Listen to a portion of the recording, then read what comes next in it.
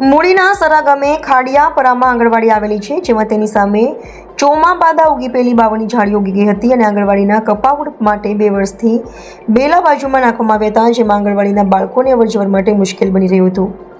જેમાં આંગણવાડી વર્કરે સરા ગ્રામ પંચાયતને વારંવાર રજૂઆત કરવામાં આવી હતી, પણ ધ્યાનમાં લેવામાં આવતી નહીં। ત્યારે સુરરાજ ગામના જાગૃત નાગરિક સોલંકી રાજુભાઈ અને ભીમાભાઈ ભરવાડને જાણ થતાં ગત મંગળવારે સરા ગ્રામ પંચાયતમાં રજૂઆત કરવા પહોંચ્યા હતા અને આ સ્થળ તપાસ કરતા અને તાત્કાલિક કામગીરી હાથ ધરવામાં આવે તેવી માંગ કરવામાં આવી હતી।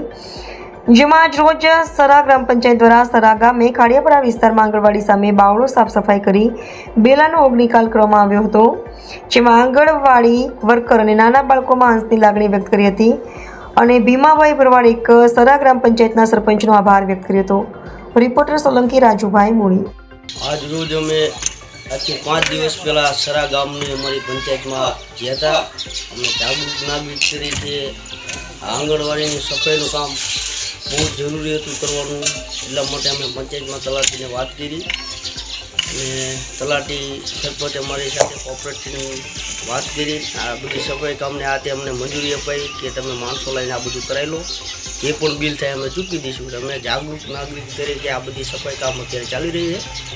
આવનારા દિવસોમાં જ્યાં જ્યાં અમારે સફાઈ કામ કરવાનું હોય છે, કોઈ પણ અમારા કામને બિરદાવ્યું હશે અમે ચોક્કસ કરશું। અમારું લક્ષ્ય એક જ છે કે અમે જનતાના કામ કરવા આમ આદમી પાર્ટીમાં જોડાણા છીએ।